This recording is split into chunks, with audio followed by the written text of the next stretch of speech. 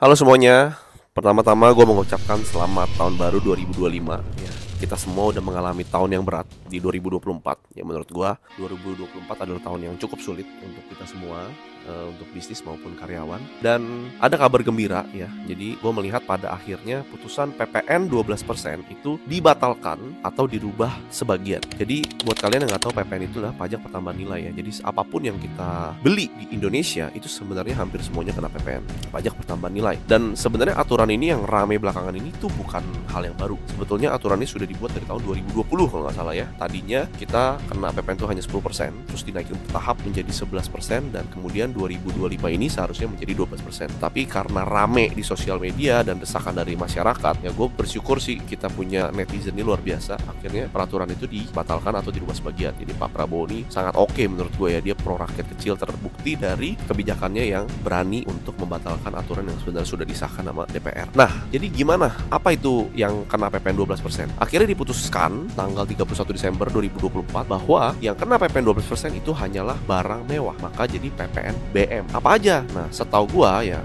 kalian cari sendiri di Google lah ya. Tapi intinya yang kena adalah pajak kendaraan bermotor yang termasuk golongan mewah dan properti yang termasuk perumahan mewah, yaitu di atas 30 miliar. Jadi kalau rumah masih di bawah 30 miliar itu nggak mewah ya. Jadi teman-teman kalau punya rumah masih 10-15 M jangan bangga dulu, itu nggak mewah. Mewah itu diakui negara di atas 30 miliar baru kena PPN BM 12%. Dan satu lagi teman-teman, PPN ini hanya kena kalau misalnya kalian itu beli produk dari PT yang sudah PKP. Dari PT lah, dari PT ya. Jadi kalau misalnya kalian beli rumah secondary, ya rumah second, artinya misalnya gue punya rumah terus lu beli nih harganya 30 M, itu nggak kena PPN BM lagi. Sudah nggak ditambahkan lagi nilai, itu sudah nggak ada lagi PPN. Lu hanya kena PPN kalau belinya melalui developer gitu. Nah, jadi semoga dengan tidak ada perubahannya, ekonomi nggak akan makin susah lah di tahun 2025. Gue melihat juga tidak akan makin susah. Cuman tidak akan makin baik juga karena kan nggak turun, benar nggak ya? PPN-nya nggak turun, jadi menurut gue ekonomi masih akan begini-begini aja. Semoga banyak stimulus ya, semoga banyak stimulus khususnya di bidang properti karena gue mainnya di bidang properti.